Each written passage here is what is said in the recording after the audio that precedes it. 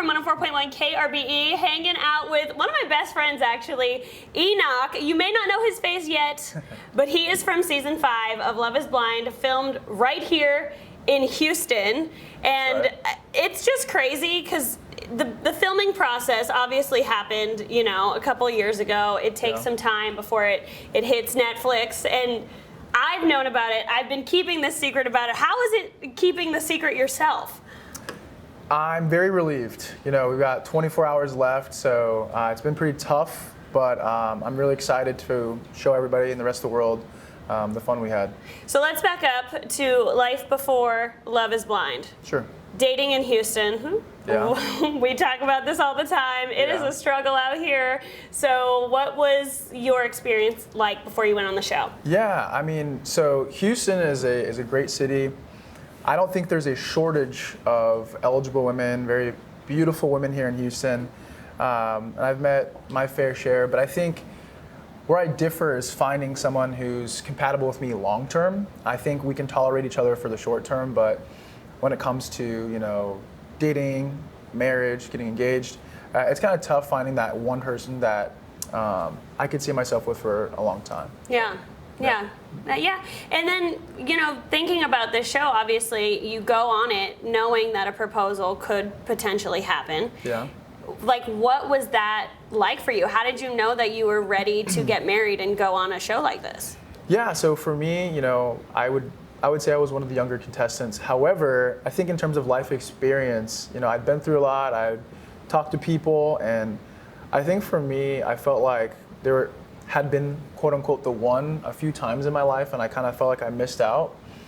And I was like, you know what, I'm on borrowed time. Like, I can't have one more person come into my life that we pour into one another, and it just doesn't happen. And so I was like, you know what, this might be my chance to find that one and to, you know, not have to, you know, look back and say that could have been. So. Did you have any fears going into it? I mean, I'm a pretty confident person. However, I would say just like your natural fears, I would say for me, I'm very much myself at all times, and so not being enough or being too much for someone, but outside of that, I was pretty confident going in. Yeah, no, and you are a very confident person, and I think that's never really been the issue, you know? Yeah. So was there anything you were excited about? Yeah, I like think, leading up to it, the whole lead up time. Yeah, I think for me, getting out of this traditional dating, I think the prospect of, you know, finding that person, because, you know, dating apps and going on dates, as fun as it can also be very, very rough. The streets, as they say, are very rough. Yeah. And so the prospect of, you know, kind of like being able to live life and enjoy life with my person, that was really fun. But I mean, the experience in itself is a lot of fun. Yeah. Yeah, it's a new kind of dating, but, you know, I think if you really put your all into it, it could work from what I've seen on the other. Have you watched the other seasons? You know, that's funny. When I was first approached, you know, they asked me if I'd ever seen it, and I said, actually, no. And so I'd heard of it, I clicked on it on Netflix, and I kind of seen some things, but never watched it. And a couple of the guys on the show, they kind of teased me because I was watching it on the plane ride there. So I was trying to learn, like, what is going on, what is the whole process, and so yeah, it was a new experience for me. Did you ever have like an moment, like before you got to, you know, the filming and all of that? So when you first get there, I think that's like the first day right before you shoot. I think that for most people, that's like that, wow, like we're actually here. Like we went through the entire process. We, you know, found out, that we were gonna go, but I think the most surreal moment was like the day when you first get there and you're debriefing and you're learning all the ins and outs. You just kind of like soak it in and you're like, wow, like I'm really about to go date 15 women and it's going to be televised for the entire world to see. And like meet my wife possibly. Absolutely. Absolutely. Did you go into it with, I would say, any sort of expectations, like, okay, here's my rundown of what I'm looking for and your boxes, essentially? So for me, I like to keep an open mind. I didn't want to limit myself because I knew that, you know, even for myself, a lot of women probably wouldn't like the fact that I'm a little bit younger. So like keeping in mind like, hey, there may be one or two things that might traditionally I not look for in a woman. But again, I think I always bring it back to peace. You know, as long as you allow me to be myself and don't cause unnecessary headaches every other day, I think for me that's all I could ever ask for. So continue to keep an open mind and making sure that, you know, we can both be goofy and silly together and build a life. Yeah. Yeah. What was your family's reaction? I'm so curious about this. Yeah, so my sister and I think my parents may have seen it before, and my sister was not on board. She said, "You're not doing it." She wouldn't allow me to do it. She's like, "You're not going to disgrace me," and you know, because we're both, you know, she was in college at the time, and so she was like, "Yeah, you're not about to ruin my college experience." Ruin her life. Exactly. Mom was very like, "What are you doing?" And I told her we have nothing to worry about, but you know, she was like, "Please just don't embarrass me in front of my coworkers," because her coworkers all watch. And then Dad was pretty chill. I don't think he'd probably ever watched it before, so he was just like, "What are you doing?" So. Yeah, and then, well, obviously it's not just a couple days, you know, it's a full process. So what about your job? How did they react? You know, that was a very interesting story because at the time, you know, I had just accepted a position, and so I was in that like training period. So they gave me like a week of training, and then that's when I heard the news that I was going to go. Sorry. And I had to sit down with my manager, and I said, "Hey, I know this is crazy. I know I just got here, but I need some time off work. Yeah. You cannot ask me why, but I promise you." You couldn't tell them. I could not tell them. But I said, "I promise you, I will be back, and when I come back, I'll be fired up and ready to go." And so they kind of made me, you know, promise like, "Hey, well, we'll grant this one time, but when you come back, you better, you know, do your thing." So. Man, that's a good boss right there. That's a good boss right there. So you get to the process, you do the debriefing, you're ready, you get into the pods. What was, I guess, the overall experience dating in the pods like? Like, was it what you expected or completely different? So I don't think anyone can really ever understand what it's like dating in the pods until you get there yourself. But I'll tell you what, it's not as intimidating as it may seem. I think your first couple dates, it's kind of like, oh my God, like how do I do this? I can't see them. I can't see their like, you know, their body language. But after a while, you kind of like, oh, this is actually quite comfortable, and I liked it. I think obviously I would have preferred to have at least some other context clues to go off of, but after a while, you forget the cameras are there, and you can really get down to the nitty gritty. I think the intentionality of like the questions we're asking, we're not doing a lot of fluff or not a lot of small talk. You just dive right into it. So I think that process in itself is really nice. Yeah, yeah. For sure. Well, and I remember before you left, you were like, I need to go shopping, you know, like I need all these new clothes. So it's funny because it's like you're buying the clothes more so because you're being filmed, not because you're getting ready as if you were to go on a first date and make a first impression. Yeah, it's one of those weird concepts because, like you said, like, you can't like, you know, impress the person with like your image, and yeah, I think for me it's one of those things. You look good, you feel good, you know, you perform good. So yeah. So would you get ready every day? Yeah, I think me and the rest of the guys, you know, we would all, you know, try to look our best and, you know, compliment each other on our looks, and we all have different styles, we all have different tastes, but it was always nice to kind of see like what type of fit someone threw up together, and yeah. And obviously the point of the show is you date without knowing what the person looks like. It's not supposed to be about looks. Did looks ever come up in conversation? Not as much as you think. There are just some parts of life that like just it's inevitable to understand like looks, but I mean there was a couple times that maybe a question or two had been put into play, but I think a great pod dater can ask the right questions and get a good description of what they're looking for. But at the end of the day, like there's no perfect what you're looking for at the same time. So yeah, and like when you're in there, you know, what like it's just like a crazy thought process and a crazy experience. It's like, did you ever think about like a girl that you were talking to? Were you ever like, oh, this is what I think she looks like in my mind? Yeah, so there's a few. Like as you start to narrow down, you kind of have like your select few and your top rankings, and you kind of like envision like, okay, if this is the person I'm going to be with for the rest of my life, like, what does she look like? And so yeah, you kind of like start painting a picture in your head, like, oh, she told me that she likes this, or she does this, and perhaps maybe, you know, oh, she played sports and whatever. So there's always, you know, an idea that you kind of paint in your head, but you never truly know. Yeah. Yeah. Well, again, it's like, compared to regular dating, it's like you go on a first date, you start to kind of fantasize your life together, you go to bed and you're like, oh, you know, that person's so beautiful. It's like, Right.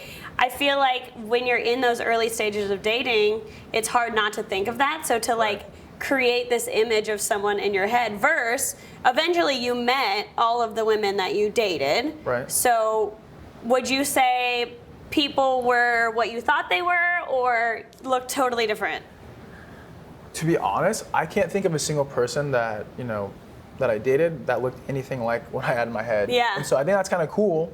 But no, they picked a really good cast. But in my head, I don't think that any of them, I was like, spot on. That's exactly what I thought you would look like. Yeah. Yeah. And then I want to know too, were there questions that you couldn't ask? Was anything off limits? Or was it like totally just whatever you want to ask? So I think the purpose of, you know, Love is Blind is to ask those uncomfortable questions and get them out early. So I don't know if there was any questions that were particularly off limits.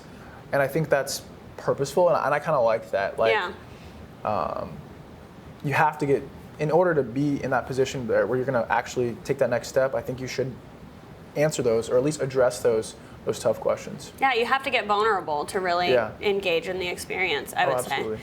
And then we got to talk about the men, because yeah. that lounge, every time I watch, it's like, you know, the dates happen, then the girls go back to their lounge, the guys go back to their lounge, and then it's like, how are you in that environment and not like feeling jealous or feeling like, oh my God, we're all competing for the same women right now? Yeah, the lounge was a great time. I think that was our area, that was our sanctuary. That's kind of how we stayed pumped up and not like down in the dumps. For myself, I can't really speak for all the men, but I know for me, you know, there was always banter of people, oh, I'm doing this and I'm doing that. I never let that faze me.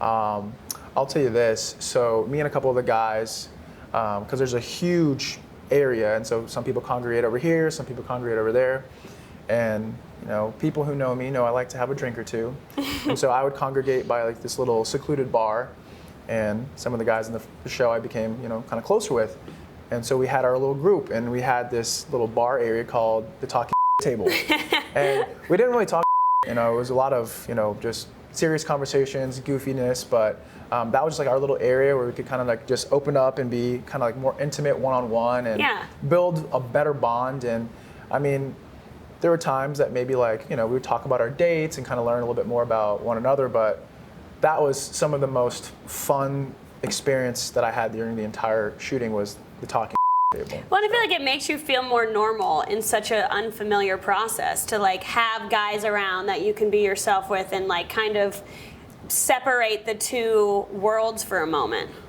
Yeah, I mean, you have to understand, like, you're in this process and you're very focused, and so you need something to kind of break that focus to kind of like mellow out. Otherwise, you're just going to be, you know, mush. Your brain's going to be mush after the end of the day. Were you allowed to have a phone?